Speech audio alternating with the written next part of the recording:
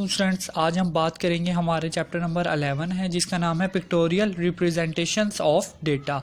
Data को हम किस तरह रिप्रेजेंट करते हैं पिक्टोरियल में। पिक्टोरियल क्या होता है, किसी एक क्वेश्चंस को पिक्चर्स की शक्ल्स में डिस्क्राइब करके उनको शो करना, सवाल को सॉल्व करना। अच्छा, इसमें क्वेश्चन है इन द स्कूल कैंटीन। अब स्कूल कैंटीन में the sale of fruit juice on the 5 days of a week was display by pictography में।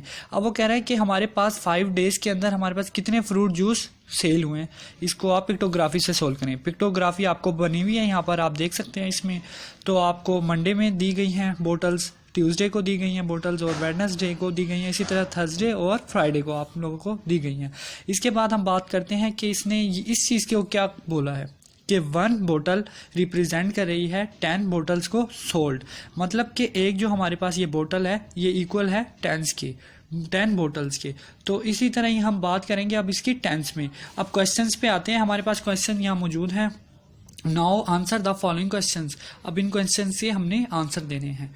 क्वेश्चन नंबर 1 क्या है हमारे पास, ऑन विच डे, किस दिन was the sale of least, सबसे कम किस दिन हमारे पास बोतल सेल हुई हैं।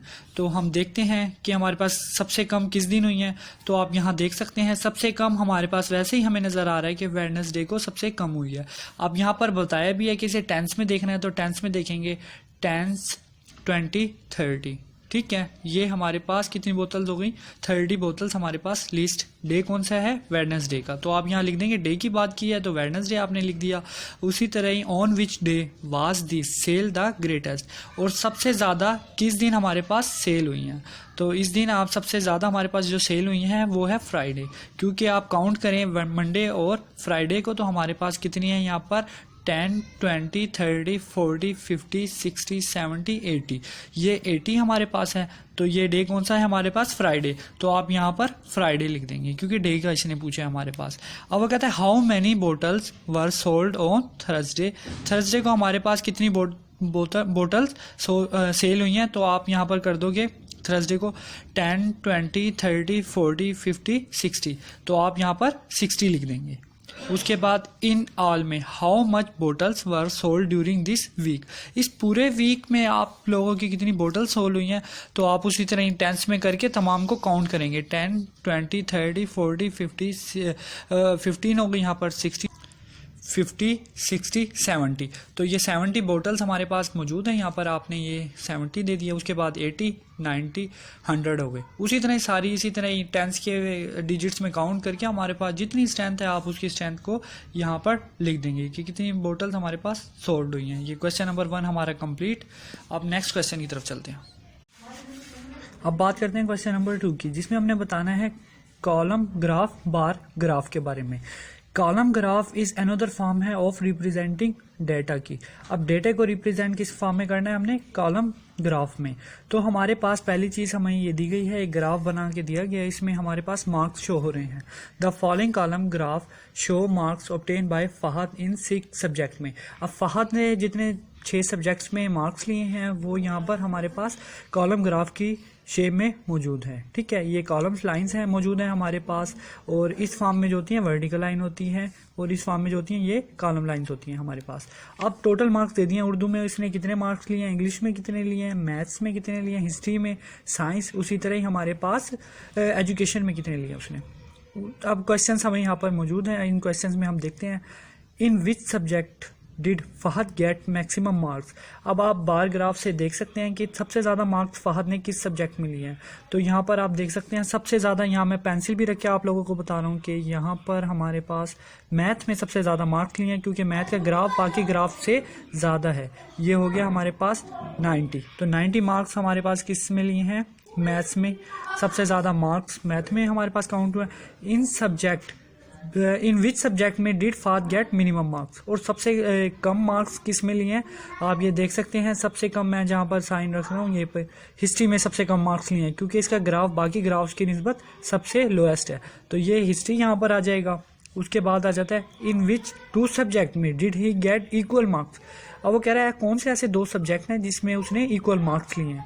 अब यहाँ पर हम देख सकते हैं कि ये 2 सब्जेक्ट हमारे पास ऐसे हैं जो बार ग्राफ में इक्वल हैं, बाकी से नीचे हैं, लोएस्ट हैं, और बाकी जो एक बचा है वो से अबव है। तो ये हमारे पास इक्वल मार्क्स हो गए हमारे पास साइंस और उर्दू के।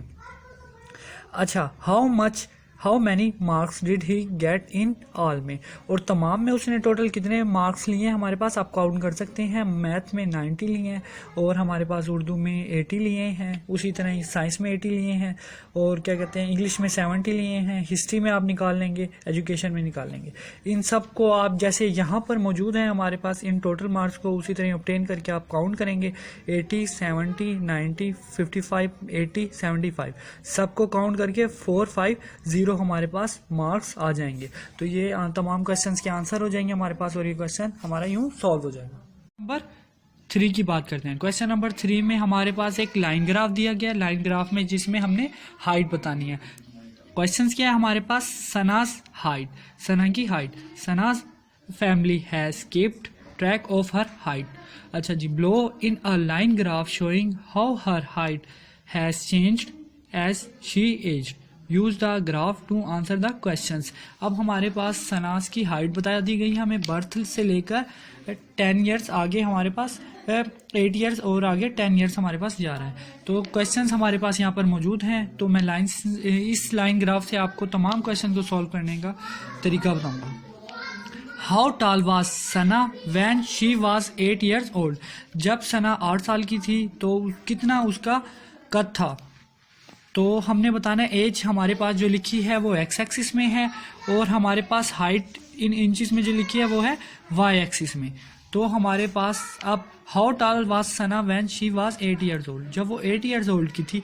आप 8 ईयर्स ओल्ड को यहाँ से देख सकते हैं, और ये देखिए ये हमारे पास बिल्कुल स्ट्रेट लाइन पर जा रहा है, इस पॉइंट पे हमारे पास रुक रहा है। अब इस पॉइंट से आप देखिए ये हमारे पास होता हुआ कहाँ पर जा रहा है, हमारे पास ये 50 और 16 के दरमियान में आ रहा है। तो ये कितना बना 55 यहाँ पर आ जाएगा। 8 ईयर्स में सना 55 इंचेस थी।